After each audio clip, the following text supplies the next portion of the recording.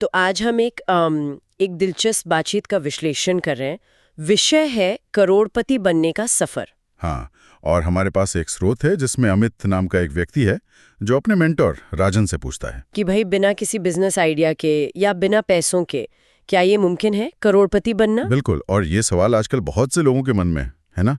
तो बड़ा मुद्दा यही है कि क्या सिर्फ सोच बदलने से और कुछ तरीके अपनाने से इतनी बड़ी कामयाबी मिल सकती है। हाँ, ये वाकई सोचने वाली बात है।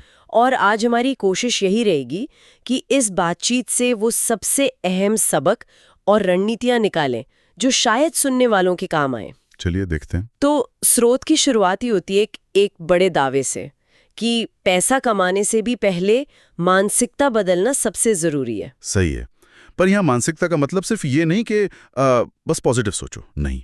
इसका गहरा मतलब है कि पैसे को लेकर एक अनुशासित नजरिया बनाना। अनुशासित नजरिया मतलब ये समझना कि पैसा कमाया कैसे जाता है, उसे संभाला कैसे जाता है और सबसे जरूरी उसे बढ़ाया कैसे जाता है। ये एक एक्टिव अप्रोच है, सिर्फ इच्छा रखना नहीं। ये मानना कि हाँ, मैं दौलत बना सकता हूँ और उसके लिए फिर प्लान करना। ये है पहली सीढ़ी। अच्छा, तो ये सिर्फ सोचना नहीं बल्कि एक तरह का एक्शन प्लान भी है। बिल्कुल। इसी बात को आगे बढ़ाते हुए राजन ने अमित को 3 ठोस कदम बताए। पहला, कोई एक स्किल, कोई हुनर पकड़ो और उसमें बेस्ट बन जाओ। हाँ, इतने अच्छे कि लोग आपके काम के लिए पैसा देने को तैयार हों। और दूसरी सलाह वो इसी से जुड़ी है। रोजाना 2 से 3 घंटे सिर्फ उसी स्किल पर या अपने लक्ष्य पर लगाओ। शुरू में शायद पैसा ना दिखे, पर यह एक तरह का निवेश है अपने आप में, अपने भविष्य में। और तीसरी सबसे महत्वपूर्ण, अनुशासन, डिसिप्लिन।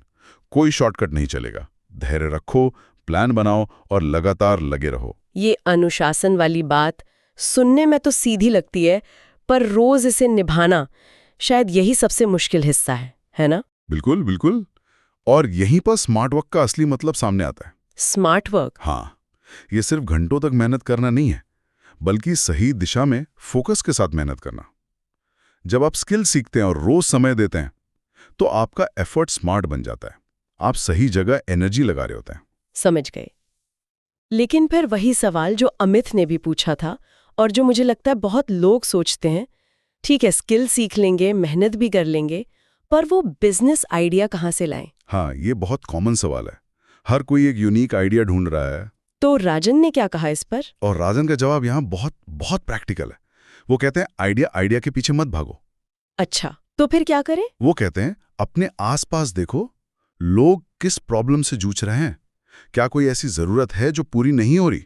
उसे पहचानो, फिर सोचो कि आप उसका समाधान कैसे दे सकते हो। यानी प्रॉब्लम सॉल्विंग पर फोकस करो। एग्जैक्टली। जब आप किसी की प्रॉब्लम सॉल्व करते हो, उन्हें वैल्यू देते हो, चाहे वो कोई ऑनलाइन सर्विस हो, कोई प्रोडक्ट हो या आपकी सलाह, तो पैसा वो अपने आप आता है। वैल्यू दो, पैसा फॉलो करेगा। ये इंटरेस्टिंग है।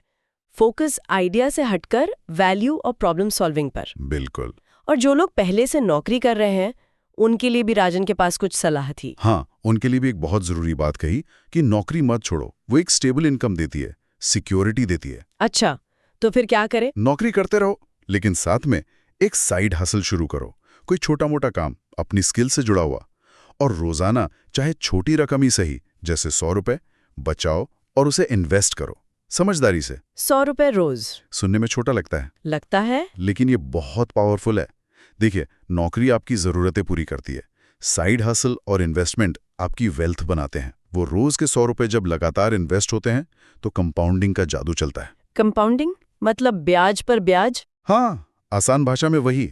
आपका पैसा और पैसा कमाता है और फिर वो कमाई भी कमाने लगती है। समय के साथ ये छोटी रकम बहुत बड़ी बन सकती है। ये है असली वेल्थ बिल्डिंग। वाह, ये तो काफी उम्मीद जगाने वाला लगता है।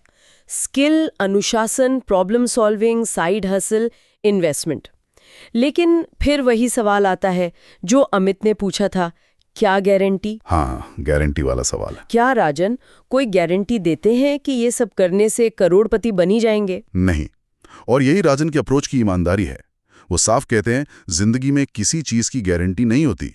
करोड़पति बनना कोई फिक्स्ड रिजल्ट नहीं है। तो फिर? लेकिन वो ये कहते हैं कि अगर कोई लगातार कोशिश करता है, सीखता रहता है, मार्केट को समझता है, फेल होने पर हार नहीं मानता, बल्कि उठकर फिर कोशिश करता है, तो सफलता वो बस समय की बात हो सकती है।